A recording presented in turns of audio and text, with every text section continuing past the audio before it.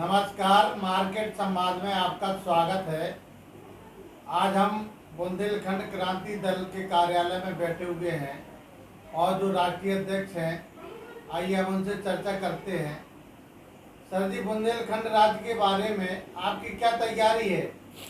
देखिए, बुंदेलखंड राज्य आंदोलन बहुत तेज़ी के साथ चलाया जा रहा है।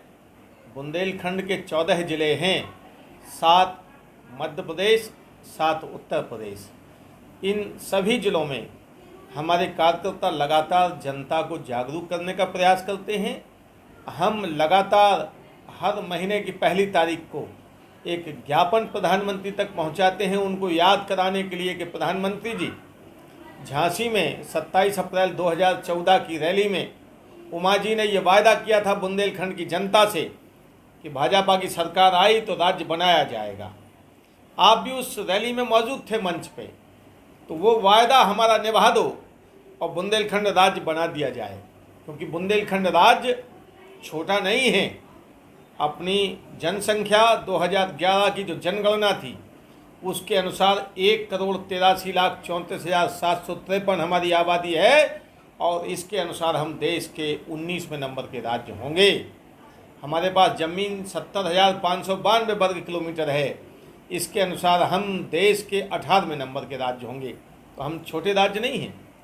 आप जो हमारी अनदेखी कर रहे हैं उससे बुंदेलखंड का विकास अवरुद्ध है।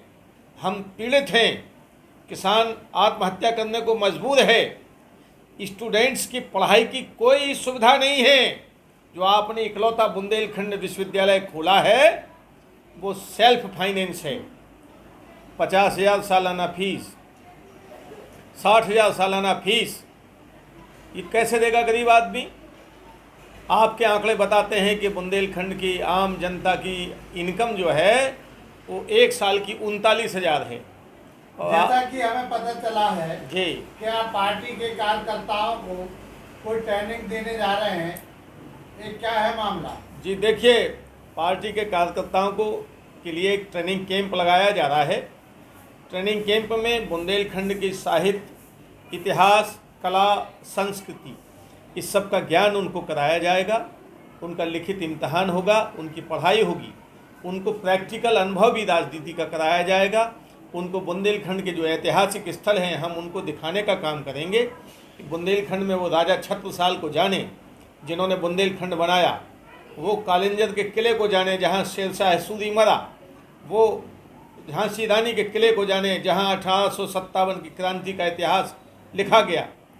इन सब बातों को उनको समझा के उनको हम तैयार करेंगे कि वो जनता के बीच में जाके बुंदेलखंड राज्य के औचित्य को समझा पाएँ। 2022 में चुनाव आने वाले हैं जी, आपकी पार्टी की क्या तैयारी है? हम बुंदेलखंड की जो उत्तर प्रदेश के हिस्से में 19 विधानसभा सीटें हैं, उन हम सब सीटों को लड़ेंगे। और हमारा ये लड़ना इसलिए है कि हम जनता के सामने विकल्प रखें कि राज्य बनाने की ताकत प्रधानमंत्री के हाथ में तो है ही, लेकिन जनता के एक एक वोटर के हाथ में है। अगर जनता हमें वोट देगी तो प्रधानमंत्री तक ये संदेश जाएगा कि बुंदेलखंड की जनता राज्य चाहती है, और जनता वोट नहीं देगी तो संदेश ये जाएगा कि बुंदेलखंड की जनता राज्य नहीं चाहती। तो हमारा जनता जनार्दन से निवेदन है कि बुंदेलखंड राज्य बनेगा तो विकास होगा। और इसमें उन नेताओं से भी निवेदन है जो तथाकथित नेता बुंदेलखंड राज्य की बात करते हैं, लेकिन मेरा व्यक्तिगत अनुभव है कि हम विधानसभा लड़े, हमने लोकसभा लड़ाया, हमने स्नातक MLC लड़ाया, हमने नगर निगम का चुनाव लड़ाया। तो वो तथाकथित जो नेता है 5-6 झांसी में जो बुंदेलखंड राज्य की बात करते हैं, उनने भी वोट हमें नहीं दिया। तो बड़ा सवाल पैदा होता है कि हम बुंदेलखंड को लेकर चुनाव लड़ें, आप हमें वोट नहीं देंगे तो कैसे आप बुंदेलखंड राज्य आंदोलन चलाते हैं?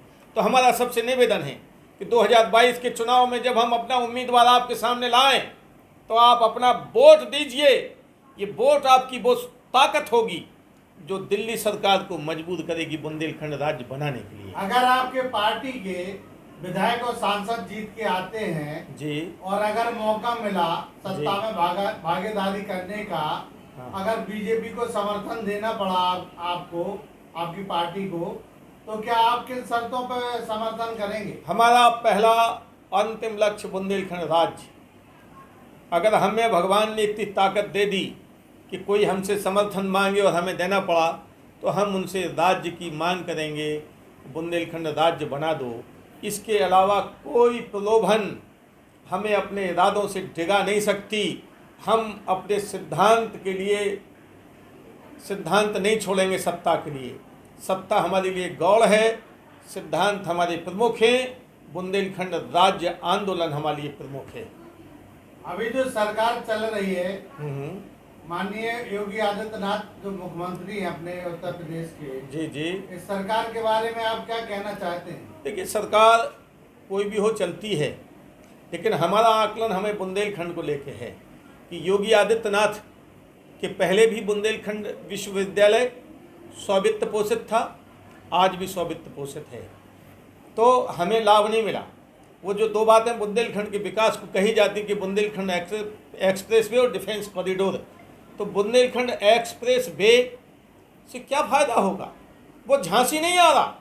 बुंदेलखंड एक्सप्रेस वे चित्रकूट से जाके औरैया के पास सड़क से मिल जाएगा, जो लखनऊ और आगरा एक्सप्रेस वे है। आप चुनाव में जाएंगे तो जी। कौन से मुद्दे को लेकर जाएंगे चुनाव? हमारा मुद्दा बुंदेलखंड की गरीबी, बुंदेलखंड के किसानों की सिंचाई, बुंदेलखंड में पीने का पानी, बुंदेलखंड के युवाओं को रोजगार, ये हमारे प्रमुख मुद्दे होंगे, और बुंदेलखंड राज्य का निर्माण। अभी पानी की दिक्कत ये है कि अभी कुछ दिन पहले बिजौली में जब टैंकर आया, 2 औरतें लड़ गईं, एक औरत मर गई। इससे ज़्यादा विभीषिका क्या होगी? हम झांसी में रहते हैं किसी रेगिस्तान में। सरकार पूरी झांसी में जल योजना जो चल रही है, पाइपलाइन बिछाई जा रही है, गैस की लाइन बिछाई जा रही है, हाँ, सिलेंडर भी बांटे हैं, हाँ, ये सब कर ही रही है, तो इसके ना बारे ना में ना, आप क्या आप ये गलत फहमी है कि जो सिलेंडर बांटे हैं, अगर हमने ये फ़ोन किसी कंपनी से लोन पे लिया तो हम इसकी किस्त चुकाते हैं। कंपनी ये नहीं कहती है कि हमने सत्येंद्र पाल को ये फ़ोन गिफ्ट कर दिया। उज्ज्वला योजना में किस्तों के माध्यम से उनसे कीमत ली जा रही है। जब तक कीमत अदा नहीं हो जाएगी, उनको उसकी कोई जो पैसा मिलता, वापस रिटर्न मिलता है, जो सब्सिडी, वो 1 पैसा नहीं मिलेगी। उज्ज्वला गैस केवल किस्तों पे दी है, और जब आप उससे पैसा ले रहे हैं तो आप कैसे कह सकते हैं आपने मुफ्त में दे दी? झूठ बोलते हैं। और जो ये जल योजना है वो तो मृग मारीच का है। जैसे हिरण को पानी दिखाई देता है, वो दौड़ता फिरता है, वो मृग मारीच का है। अगर जल योजना धरातल पे आ गई होती तो झांसी में पानी के लिए त्राह ना होता। बिजली के कनेक्शन भी बहुत दिए सरकार ने फ्री। कुछ नहीं, झांसी में ही कनेक्शन नहीं दिए जा रहे। झांसी में बहुत सी कॉलोनियाँ हैं जहाँ लोग कनेक्शन के लिए घूम रहे हैं, उनको कनेक्शन नहीं मिल रहा कि आपकी दूरी 40-25 मीटर से ज़्यादा है। ये सब दिखावा है, छलावा है। बिजली के बिल इतने ज़्यादा बढ़ गए, रेट बढ़ा दिया। केजरीवाल लाइट दे सकते हैं 200 यूनिट फ्री, बुंदेलखंड में क्यों नहीं दे सकते आप? यूपी में क्यों नहीं दे सकते? तो हम माननीय योगी जी से निवेदन करेंगे आपके चैनल के माध्यम से कि योगी जी, आप भी लाइट 200 यूनिट कम से कम फ्री कर दीजिए। गरीब आदमी परेशान है, रोटी खाने को मोहताज है। आप पूरे देश में, सरकारी आंकड़े कहते हैं कि 80 लाख आदमियों को आप फ्री अनाज बांटते हैं। 125 करोड़ की आबादी, 80 लाख फ्री खाने वाला। अगर देश अमीर है तो देश में रहने वाला गरीब क्यों है? ये सवाल बहुत विचारणीय है। तो बुंदेलखंड क्रांति दल बुंदेलखंड की गरीबी, बुंदेलखंड की शिक्षा, बुंदेलखंड की चिकित्सा, बुंदेलखंड की सिंचाई, कमाई, दवाई, सब को लेके, मुद्दे को लेके चुनाव में जाएगी और जनता से अनुरोध करेगी कि बुंदेलखंड राज बनवाओ। ये सारा निदान हो जाएगा। धन्यवाद सर। ये थे श्री सत्येंद्र पाल सिंह, बुंदेलखंड क्रांति दल के राष्ट्रीय अध्यक्ष। धन्यवाद सर।